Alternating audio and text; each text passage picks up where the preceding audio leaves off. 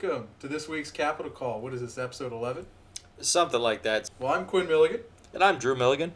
And a lot going on this week. As always, I wanted to, before I get into it, stick around to the end because we've, as always, got some interesting stuff for this day in economic history that will be a surprise to Drew. And I'm always left in the dark, so my reactions are genuine. Oh, yeah. Genuine. But I wanted to mention, and this was actually not too long ago on CNBC Today, 13th of June, after the close, Jim Cramer made an interesting quotable comment that no one ever made a dime panicking. Nope. And I've got to say, some of the worst trades on record are the ones where we've made some sort of balancing trade at the wrong time. And if you look statistically, the worst in behavioral finance, the worst trades ever are ones that are made out of either obligation or panic. Yeah, I always try to avoid making sell trades when the entire market is selling off. That's the worst time. And that's always when I get questions asking, why aren't you selling? You know? We get paid to resist those urges. Right. The best thing you can do, as long as it's capital with a long-term outlook, you should be able to hold through those periods. And if it's capital that's not with a long-term outlook, then the question is, why are you invested in equities? Right. Because that's always a risk. At that point, you're mostly just gambling. Now, there's been a few major, and some of this stuff is developing. So, forgive us if by Monday morning it's all changed. But one of the things that I think rattled the markets this week was a threat of more unilateral tariffs to the U.S. economy. And they kind of flew under the radar, to kind of use a topical term. It's there's so much going on this week, and there's so many different things you could blame the market action on. It's very hard to distinguish what's important and what's not. I will say, if you look at the oil markets, it's very, very clear that the whole situation developing between Israel and Iran in the Middle East right now has been what's been driving things. Well, I mean, I would say that's just the past couple of days. Right, exactly. But just in the oil markets is what Yeah. I'm saying. I did hear an interesting take, though, on the oil market. Maybe we're moving on too fast, but there seems to be some indications that part of the reason there was so much panicked buying today on the Middle East was because of fund managers covering shorts. There seemed to be a lot of short covering in the commodities market today, in the futures market. So, which would explain why it went up so fast, so quickly. You look at outfits like JP Morgan, and they're still predicting like $60 oil into 2026. The only situation where you really get a huge spike up in oil is if the Straits of Hormuz are closed, which there's no real indication of that happening right now. And a third of the oil that goes through those straits right now today is Chinese. So there's less of it's not the same situation you had even in like the 80s. If they close the Straits of Hormuz, even if Iran blames the U.S., like that's not the person who's primarily hurt. Yeah, if the straits are closed, you hurt Iran, you hurt China, you hurt India, basically. And at that point, what are you doing? You know? But it was up 10% on the news of the outbreak of conflict or continuation of conflict between Iran and Israel. Right. One could argue that they've really kind of been in a low-grade war for pretty much the entire existence of Israel at this point. At least 20 years. At least 20 years. I did find it kind of darkly ironic, because the Iranians have also been funding the Houthis out of Yemen. People can have any sort of political opinion of this they want, but the Houthis, in response to the Israeli strikes on Iran, actually shot missiles at Israel, and the Houthis in Yemen are to the south of Israel. So what happened is that on route, the Houthi missiles missed, and they landed in a Palestinian neighborhood and killed some Palestinian kids, by current reports. Yeah. So, collateral damage has already happened. War is bad. Yeah, war is bad. Blowing people up is bad, okay? And now, one of the things as it relates to the U.S. economy, though, is it's just, it's like 20 years ago, any kind of effect to the Middle East had a huge impact to the U.S. economy, but it's just less so today. Like, it's less impactful to the bottom line of the U.S. economy because we're just less reliant globally on the Middle East. And, you're talking, the U.S. is a net exporter, which was not the case. The only weirdness that sometimes happens in the U.S. market for gas and power specifically has more to do with the fact that we still have the Jones Act restricting U.S. to U.S. port shipments, which means that in some cases it can wind up being a heck of a lot cheaper to import oil or liquefied natural gas, even though the U.S. is a net producer of those things, just because we don't produce a lot of U.S. made oil tankers or LNG carriers. So during the outbreak of the Russian war, that's how we got some weirdness with New England natural gas prices, because they were actually importing Russian natural gas of all things. But again, with oil, there's some broader. You bring up a good point. There's a lot of broader trends in the oil market that are causing different price action these days than would have in the past. Like for example, we're expecting OPEC production hikes to have quite an outsized effect later on in the year in terms of suppressing oil prices. So this has been somewhat of a boon for OPEC Plus. That's the oil cartel that tries to manipulate oil prices. It's the union of oil producing countries. And that combined with low U.S. inventory and summer demand is really working against the idea that there'll be there's an undercurrent of downward pressure on oil prices right now, which this conflict has reversed, at least temporarily. And even if you got prices as high as like $120, $130, which we gotten close to that before, you're talking, because it's not a one-for-one hike in the price of like gasoline, we'll see increased costs in everything, so there'll be a little bit less consumption across the board in aggregate, but that equates to something like $5 a gallon gas, which anybody on the West Coast, you've already experienced this. There are places in California paying this price right now. So it's not impossible to deal with. It's just annoying. And again, like a lot of the world is shifting towards to natural gas. So there's again this undercurrent of downward pressure on prices, not upward pressure. So we have Alaska and fracking to thank for that. We have Alaska and we have Permian fracking, yes. Versus the Middle East, they could just stick a straw in the ground and it just comes up out of the ground, unbidden. One of the things I did want to mention, and I'm not going to get into the geopolitical aspect of it, but it's been top of mind, everything going on with the California National Guard and ICE raids and whatnot. But one of the interesting effects on the U.S. economy is that it appears that ICE is trying to meet quotas and just trying to deport as many people in the service, hospitality, agricultural industry as possible. And 40% of agricultural workers are undocumented. Supposedly, if they continue carrying this out, it will have a huge effect on the U.S. agricultural industry. Yeah, and that's an interesting thing to consider from an economic perspective, because you're talking like 9 million workers in that industry alone. We're not even talking construction or anything like that. Yeah, just agriculture. Right. Could you see some upward pressure on wages as a result of immigrant deportation? Maybe. That's an argument that's sometimes made by folks that really just don't like the idea of immigration. But you're probably going to see a lot more broader productivity effects from this. Because, I mean, you've got ICE agents going out into fields and arresting people mid-harvest. There were stories that came out earlier in the year of farms in Florida, which is actually a good example because they started really cracking down on immigrants before ICE was really doing these broad-scale crackdowns. And you were getting stories of food lying in the field and just rotting because they literally could not get enough workers. These are mostly jobs that U.S. citizens don't fill. So the argument that you're going to get upward pressure on wages, like, yes, you could, but you're just as likely to get a lot of fields straight up not being harvested as a result of this.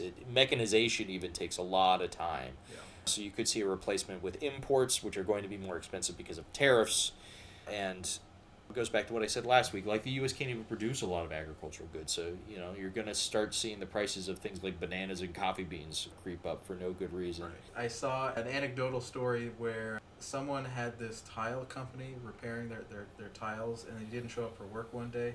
Turns out he'd been deported. And they got a call late that night from wherever he was deported to saying he'd be back next week to finish the job on time. Lo and behold, he showed up the next week with his cousin, and they finished the job on time. Oh, wow. So he came back with more labor to finish the job faster. Wow. Yeah, insane. Yeah. I mean, talk about efficiency, geez. Yeah. Of course, the devil's advocate side to this that I oftentimes see people taking is that, like, if you're relying on using immigrants as low-cost labor, some people would argue that it's amoral, just because you're kind of putting them into a situation where they're being exploited. Yeah, this gets into like exploitative labor discussion, a lot of different takes. Well, yeah. Yeah. It's, I just want to see the market function efficiently and everybody get paid fair wages and be treated fairly at the end of the day. It seems to work out better that way. That's too much to ask. Right? It's too much to ask. You know what this does remind me of, though? I actually have a relatively recent and deeper knowledge based on like recent studies of minimum wages, for example. And one of the interesting things about minimum wage law is what people frequently argue about minimum wage is that it's a price floor, right? The minimum amount that you are legally allowed to buy that labor at, which in theory should produce unemployment, basically, because you'll get workers that want to work for you, but there's not enough supply available, so it creates an inefficiency, a market inefficiency. But when you actually study minimum wage, that doesn't really appear to be the case, at least not at the minimum wage levels that we have set in the U.S. For example, I can think of a particular study that came out of Seattle where they were studying the effects of the minimum wage law on restaurant work in Seattle. For those not aware, Seattle has an unusually high minimum wage. They set it to like $22, and it's pegged to inflation, so it goes up every year. Right. Portland kind of did something similar. In Oregon, we have a step down minimum wage based on how far away from the metro you are. Mind you, the cost of living on the West Coast is much higher comparative to a lot of the country. Yeah, you could not exist on the West Coast on like a $7 minimum wage that you can get in Alabama. It's just not possible. And what they found is that there wasn't any detectable increase in unemployment from rising minimum wage laws, which to me implies that there are certain other inefficiencies in the market that are either counterbalancing this, or it's also possible that it's just really hard. The other thing is it's just really hard to compare apples to apples in between labor markets, because you've got such different compositions and pressures and other factors. I mean, this is a traditional problem of economics. Right. In any market that you're trying to study. There's no, you can't be like US A and US B and then I just tweak this one feature of it and see what happens. You just can't do that. You got to compare El Paso to San Diego, and then you've got to say, oh no, there's no this industry doesn't exist in El Paso. And yeah, economists would have us live in a vacuum. Yeah, economists would have us all in test tubes and be like, yes, buy from each other and see what happens. You have to do a lot of extrapolation. So you do a lot of these broad scale studies, and you can kind of extrapolate some useful things. You can't extrapolate useful things from economics. It just takes a lot of teasing to exactly see isolate what affects do what. You have to come at things indirectly, and I kind of feel that way about like undocumented labor as well. If you want to take the interesting thing about comparing it to exploitative, like for example slave labor. If I want to bring up another probably not great subject to talk about on a podcast, but there were studies of the effects of slave labor in the South's economy pre-Civil War. And what they were trying to figure out is like, there was an argument as to like, did firms actually benefit from having slave labor? Like, was there any economic reason to keep slavery around? And the answer was no. It turned out that besides being just morally bad, slavery was also bad for the economy, because what people frequently fail to take into account as like firms, as capitalists in that society, is that the workers that are receiving wages are also consumers. So by having a captive labor force that you don't pay, you're also damaging your overall aggregate demand, therefore causing like just economic destruction. So the North, if the South had never had slavery in the first place, they would have been better off in the long run anyways. So there's a good argument that if you have exploitative labor in any sector, you should get rid of it because it's a drag on everything. Yeah, a good argument to have fair wages in order to have better consumers. Yeah, exactly. And that's exactly what they suspected was happening with the minimum wage. The reason you have trouble linking minimum wage to unemployment is because you have these knock-on effects of demand, of the workers being paid better and therefore being able to afford more things, and then that creating more demand for the firms that would otherwise, in a vacuum, have fewer dollars to produce.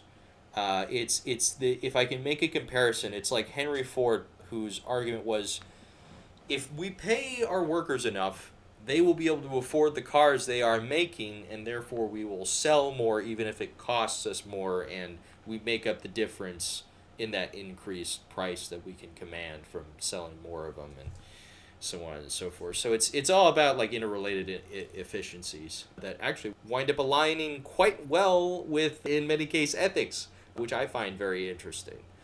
Like, some people will argue that capitalism is bad, and like, whenever I see that argument, I just keep thinking, like, have you actually looked at what it is? I think oftentimes when there's this rage against capitalism, it's a scapegoat, and I don't think people really take into account what exactly capitalism is. And here's the thing: any kind of social, economic ideology, in its purest form, in a vacuum, doesn't really work.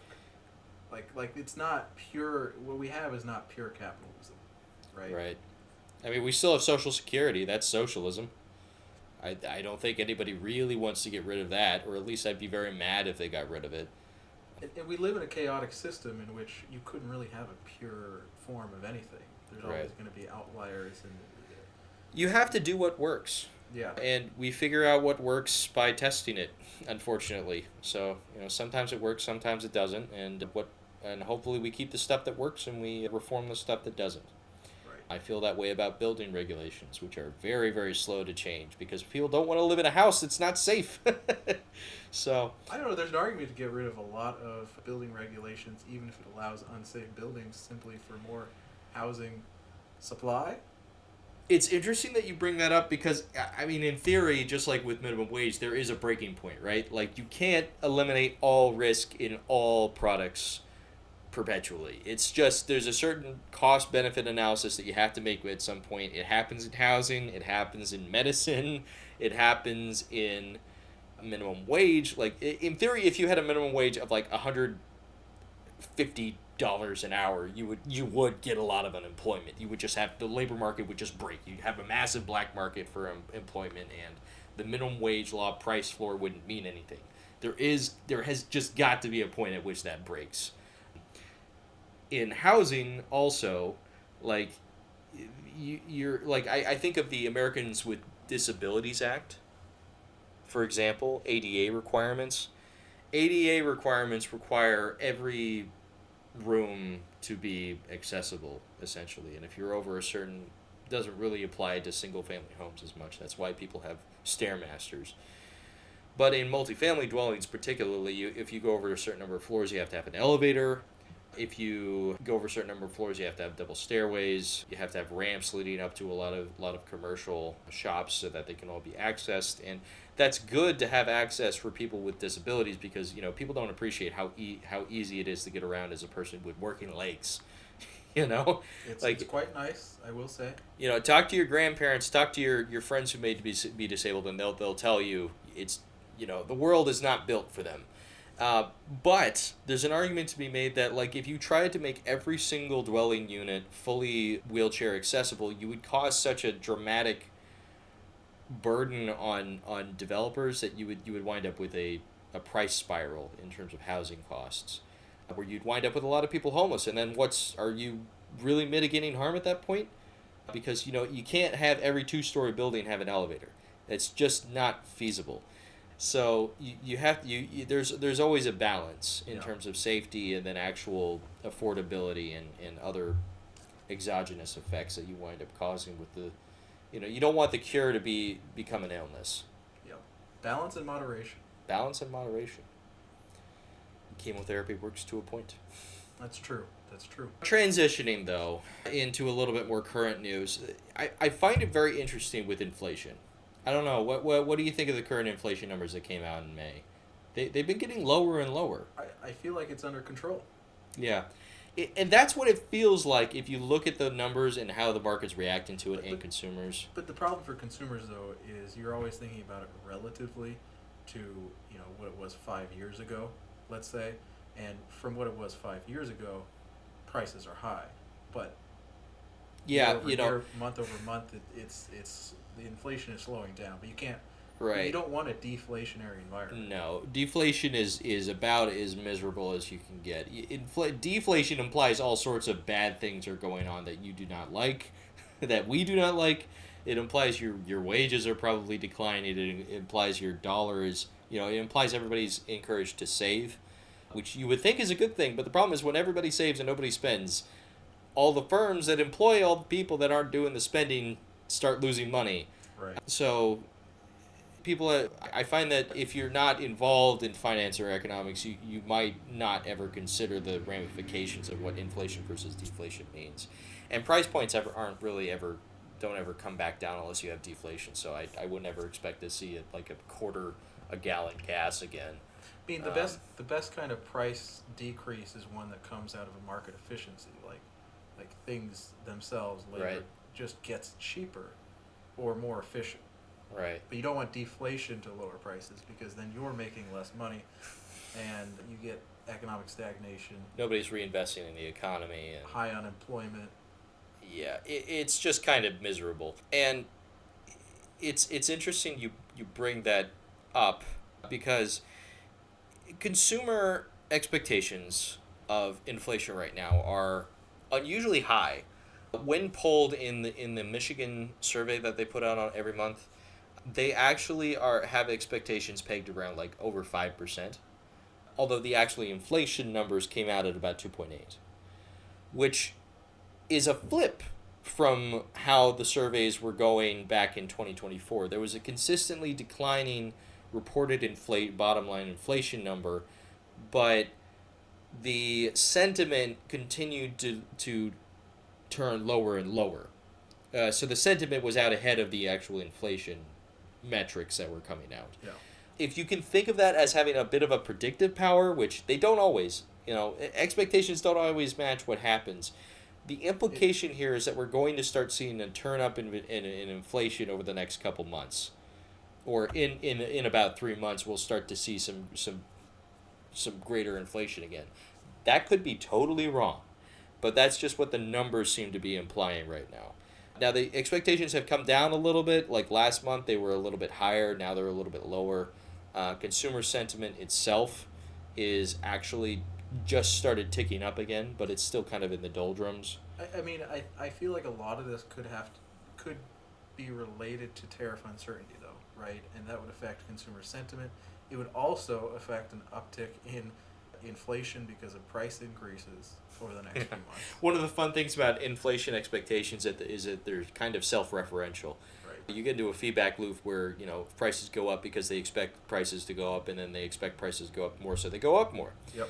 It is a currency is a made up tool designed to solve a specific problem, but it is very much a social invention. And you can hang it up on the wall if you want to. Yeah, you can. Yeah, it's great. I love collecting old currency. Each bank used to have its own currency, and it's a shame we don't do that anymore. But shout out to all the numismatics. Numismatics? Shout out to say that? I don't know how to pronounce it. Shout out to the Bank of McMinnville, which used to exist and did print dollar bills for quite a long time. But you're entirely right in that there's kind of a delay. I'm going to quote you on that. I'm entirely right. Take that quote out of context, put it in front of after whatever you say, and I'll back you up, I guess. But there is a historical precedent for this, because back in 2018, when Trump initially put famously the washing machine tariffs in place in 2018, those were heavily studied. And it always takes a few years for economists to get their studies in order, of course. So you don't know about this at the time, but they measured the delay between when those tariffs went into effect. Those import sales taxes of washing machines, which is something we do not build in the U.S., and it took about 3 months for it to show up in the data. So tariffs that first went in the most recent tranche with Trump started going in about February Those were some of the smaller tariffs that went into place. The big tariffs all went in place in April, at the beginning of April. And there was big hullabaloo when they came back down to 30% on China specifically. But what that tells us is that the June inflation posts are going to likely be the earliest you would start to see those tariffs show up in the data, either June or July. And again, you're going to get a little bit of inconsistency because a lot of these firms did a lot of panic buying. They had a little bit of advance warning that these tariffs might be going into place. So to hedge, a lot of firms bought up a lot of inventory, more excess than they would have otherwise. So these did just come down, from the heavens with no advance notice. So I've said this before, you might see a little bit more of a delay as they work back through those inventories. Could be as late as like September or even into closer to Black Friday. Now that I've had a chance to mull that over, I don't think if you don't start to see inflation by Black Friday, it's probably not going to be happening as much. Yeah. And again, by then, who knows if they'll still be in effect? They're constant rolling 30, 90-day pauses. Yeah, There's no certainty with these policies. It's taxation without representation at this point. So maybe we need to dump a bunch of tea in the harbor or something. I don't know. Yeah. I did come across my screen right before this podcast recording that the Wall Street Journal reported that Nippon Steel is moving forward with the purchase of U.S. Steel. They are. Yep. Yeah. The courts are. It's working its way through the courts there. Interesting update on that. That is actually happening after much delay. Right. And I really see no reason why it should be blocked other than optics. Yeah. How important is U.S. Steel really to the economy anymore? We're not a manufacturing. I mean, we produce a lot. Don't get me wrong, but it's not the be all end all if we have a friendly nation modernizing one of our local homegrown firms that can't seem to compete internationally. This is one of our closest allies, Japan. Right. And it's good to see it go through, in my opinion. And interestingly, with the US based companies, actually, I think we're starting to near the end of the AI trend bubble. You'll have this thing happen in the public markets where you'll have some new and innovative thing come onto the market. Shiny new trend. That's going to blow everything up, and it's going to undo everything, and it's going to be the best thing. And then they figure out over a couple of years the actual practical implications of the technology, and it turns out to not quite meet expectations. It's still a big deal, but now people know what to look for, what's going to succeed, and can do a little bit more math with projections, and you see kind of a hangover effect afterwards. And you see heavier competition, you see plateaus in certain applications, and it becomes more of a norm, potentially, right, if it doesn't fade away.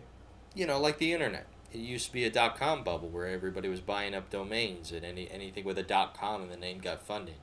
I bring this up because Adobe recently came out with earnings, and it was they traded down on the earnings, despite some relatively encouraging results, and they talked a lot about AI on the thing. It just wasn't quite as nice as people were expecting. They're kind of losing a little bit of market share, and it seems like if you pack AI into everything, it no longer really has the oomph. They were all talking about how they're going to replace a lot of their labor force, but even Meta right now, despite saying that they're going to be able to lay off a lot of people and replace their labor force with AI, they're actually still having issues right now hiring. So there's only so much you can do. You still need people at some point in the process. I did see that Google was offering buyouts basically of some of its senior employees. That doesn't surprise me. Termination packages. Trying to downsize a bit.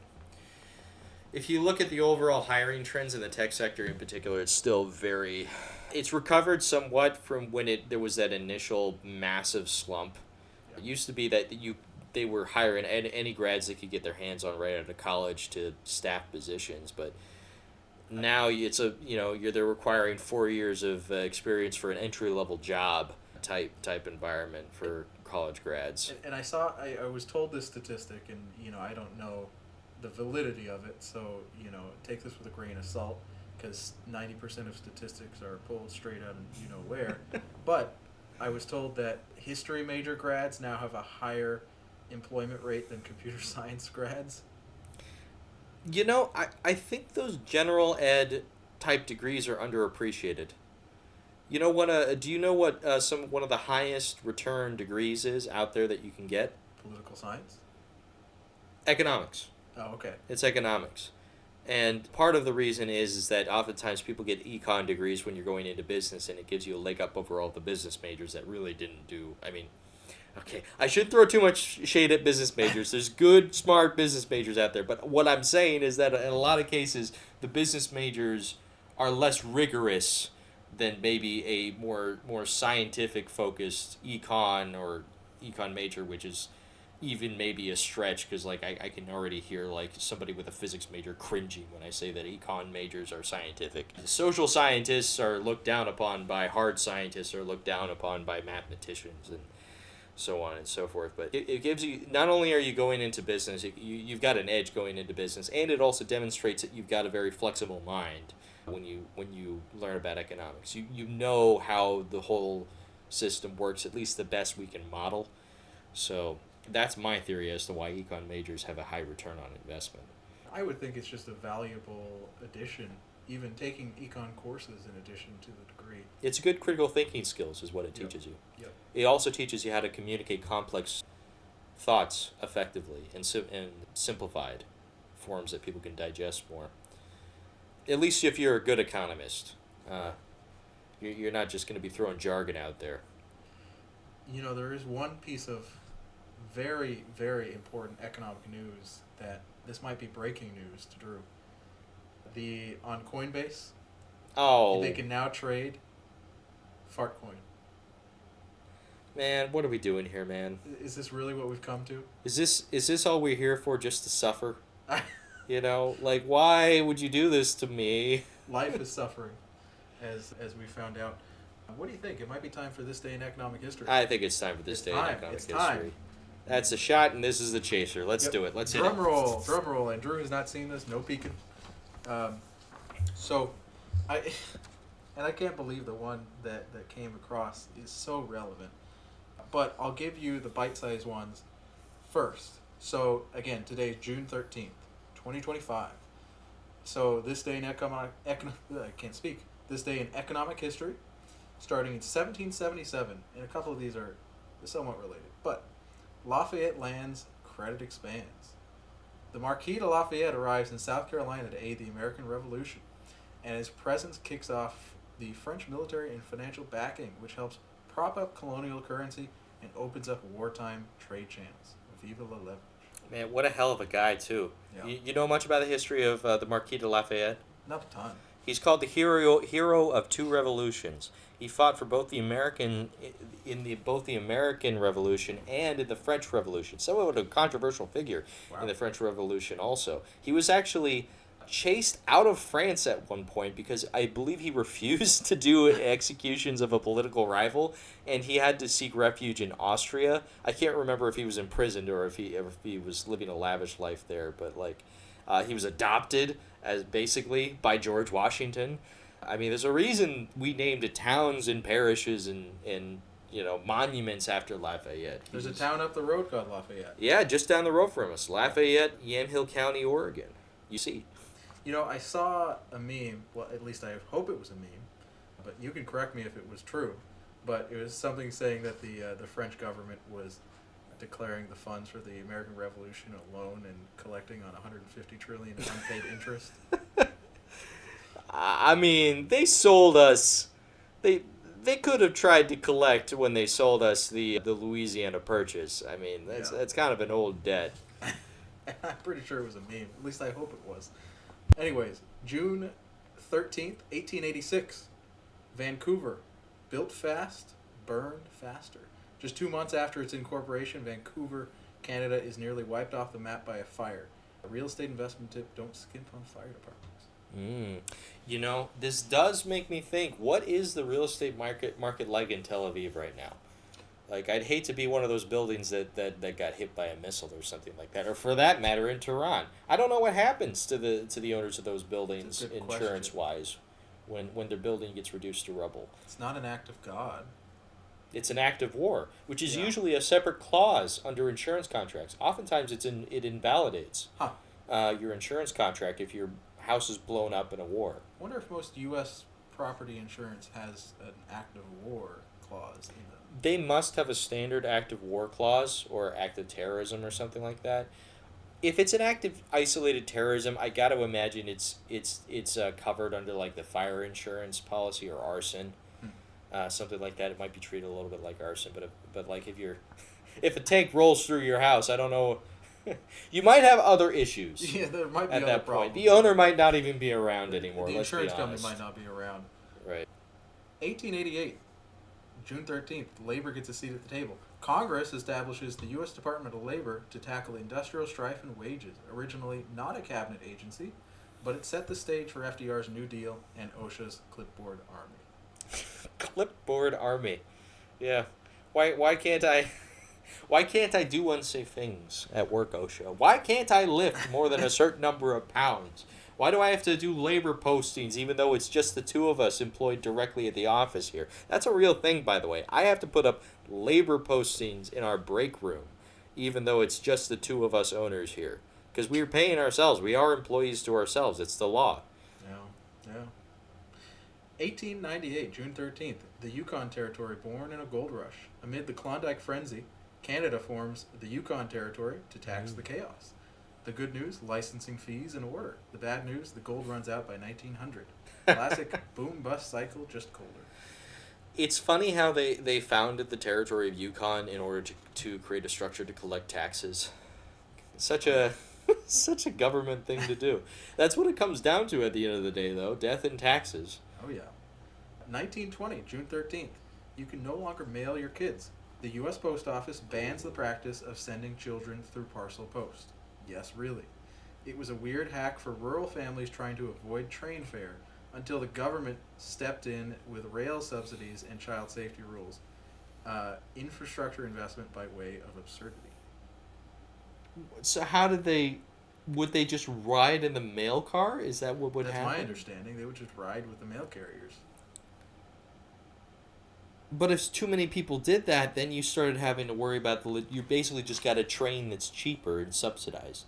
Oh, so they introduced passenger subsidies in order to... What did they introduce?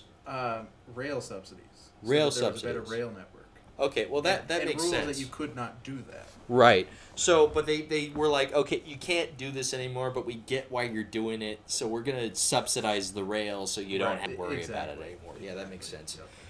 That's a little bit of guerrilla subsidization right there. June 13th, 1927, Lindbergh grounds Wall Street. After his solo flight across the Atlantic, Charles Lindbergh was honored with a massive ticker tape parade in New York. The New York Stock Exchange shut down for the day as 4 million people celebrated. Beyond the hero worship, it marked aviation's arrival as a force in global trade, sparking investor optimism and fueling commercial flight infrastructure. Markets rallied the next morning. Investor sentiment bullish on flight. You know, I'd love to interview a pilot or somebody that works in the airline industry because that seems like it's undergone such changes. Oh, yeah. That reminds me of, what's that show called with Nathan Fielder? The Rehearsal. The Rehearsal? Yeah, where he got a full commercial pilot's license to try and make the whole industry safer. Yeah, what an amazing, funny expose on the airline industry. Some people got mad at him after that, by the way. They were like, no, the FAA doesn't need to focus on this. This is nonsense. Yeah. June 13th, 1994. Exxon Valdez judgment drops. A jury finds Exxon and Captain Hazelwood reckless in the Valdez oil spill, opening the door to $15 billion in damages. Ecological disasters are now line items on the balance sheet. Yeah, they're now line items on the balance sheet. I'm sure they're insured, too. Oh, yeah. Yeah. And now for the big one. And this is big one. It's so topical. June 13th, 1930. Lucky 13. The U.S. Senate passed the Smoot-Hawley... It's not Friday the 13th right now, is it? It is Friday the 13th. Oh, shoot, it's Friday the 13th. Happy Friday the 13th! Yeah. Yay! Happy Friday the 13th. Everybody go out and get tattoos. June 13th, 1930, the U.S. Senate passed the Smoot-Hawley Tariff Act. Ooh. A protectionist Frankenstein that raised import duties on over 20,000 goods, with tariffs averaging around 60% once layered with the earlier Ford-Niebecumber Act. This bill made it prohibitively expensive for Americans to buy foreign goods and foreign countries to sell to us. The timing couldn't have been worse, as the stock market had already crashed and the economy was sliding into a depression. It was a decision so economically disastrous, it even got a shout-out in Ferris Bueller's Day Off. Jamie, cue the clip. In 1930, the Republican-controlled House of Representatives, in an effort to alleviate the effects of the, anyone? The Great Depression, passed the, anyone? The tariff bill, the Hawley-Smoot Tariff Act, which, anyone raised or lowered? Raised tariffs in an effort to collect more revenue for the federal government. Did it work? Anyone? Anyone know the effects? It did not work, and the United States sank deeper into the Great Depression. Bueller? Over 1,000 economists signed an open letter begging President Hoover to veto the bill. He didn't. It was signed on June 17th. What followed was a cascade of retaliatory tariffs from America's trading partners. U.S. exports collapsed. Global trade contracted by over 30%, nearly 40% by some estimation. Yeah, it's almost like it's got a multiplicative destructive effect. And the Great Depression deepened into an international catastrophe. As for Smoot and Hawley, both were vetoed out of office in the next election. Their legacy lives on in every econ textbook as a cautionary tale, and in every investor's mind when the word tariff gets tossed around too casually. Yeah. It's funny how people kind of forget the effect that tariffs have. I'm just I've said this before, I'll say it again, I'm just generally anti-sales tax. Why tax I get it. Taxing your production at the point of sale is very easy. You just say that every time X good is sold in this, or anytime Y good is sold in X way, you slap on a tax, and there's a transaction happening. It's easy to just skim some off the top, and then the prices go up, and it's fine. Economically, it's terrible. It's the worst tax you can have, because you're taxing them every time something productive happens. You're not taxing things that actually are extractive out of the economy, like, for example, mineral rights tax, royalties taxes. Fabulous tax, very economically efficient. There's a reason the Saudis are wealthy. It's just backwards thinking. They reach for it because it's easy and it feels like it's free, and it's not. It's just not. The taxes got to be paid by somebody, and it is always framed as you're taxing countries, and that's not what happens. You're taxing U.S. citizens. And external revenue service. What a joke. And you're discouraging productivity, which then, even if you're successful at collecting tariffs, you then lower the revenue because you're discouraging productivity. Yeah, what you gain in some areas, you lose in others. Interesting to note, the amount of taxes collected by the U.S. in terms of tariffs has jumped up dramatically but it's still under $100 billion. Yeah, it's insignificant to the U.S. government. Right, it's not that significant to the budget, and it's economically destructive. So it's just the worst of all worlds. I think at one point the administration claimed they were going to have like some ridiculous, like $900 billion, like a $2 trillion of tariffs collected, and it's like, my dude, no. That's just not. Who's paying that? It's not feasible. Right, and inevitably it shakes out that they don't actually collect that much. It's just short-term, uninformed thinking that I don't think is very... Well, anyways, if I'm right, it'll be borne out in the figures come July, and I'll get to say nana nana boo boo. I was right, and if I'm wrong, everything's fine, and who cares if I'm wrong? I mean, I hope that... I really hope that it can be used as an effective trade tool, because as a long-term tax, it is just taxation without representation. Right. And it's nobody just likes that. Yeah, the one thing is that the Smoot-Hawley Act, it was a tax passed by Congress. The real problem with these current tariffs, and a big reason why you have so much uncertainty, is because they're being unilaterally passed by an executive branch that doesn't feel very accountable to anybody. They're being imposed under certain provisions that have been added to the executive branch's repertoire of tools, which maybe should not have been added. Like, in my opinion, arguably have not even been implemented according to those additions. Right. Although, even if I get your point, and the current tariffs, many of them are actually under appeal right now because they were imposed. The plaintiffs argue improperly, but even in the case that they're struck down, they can just be re-added back on again under a different provision. Right. I would still argue that like tariffs are something that Congress should deliberate on. They're not something that's so critical that you should delegate that authority to one person who may or may not have actually weighed all of the options here. Like, it's one thing if Congress went and said, we're implementing 145% tariffs on China because we don't like China, because at least then there'll be elected representatives that will be accountable in the next election if things go poorly. Yeah, and also, conversely, changing the entire taxation system over one administration creates an immense amount of economic uncertainty that the new administration could just come in and completely reverse it. So if you're in favor of it, then you would want Congress to just to do that as well, because it provides certainty. And ultimately, for what we care about here in the U.S. economy and the markets, is certainty. The market just wants to know what the rules are to play by. Well, it sounds like you're advocating for a lifelong dictatorship, Quinn, for certainty of policy. No, even a lifelong dictatorship has immense amount of uncertainty because you have one person controlling all the decisions, and inherently people are, how should I put this, erratic. Yeah, people are not, and also like the further that a leader gets from an election, the less they're not accountable. So there's no consequences to the actions besides like forcible removal, which is a much higher bar than peaceful removal through an election. And B, they also just drift in terms of their opinions. Like, imagine if G.W. Bush had remained president for the rest of his life. He'd still be president today on the basis of an election made in the early 2000s. Like the people in the early 2000s don't necessarily represent the current mood of the electorate today. So it's just bad for a whole host of reasons. There's a reason you have regular elections to refresh that, to make sure that you're still representing the ethos of the time, and the ethos of the electorate as it exists. So,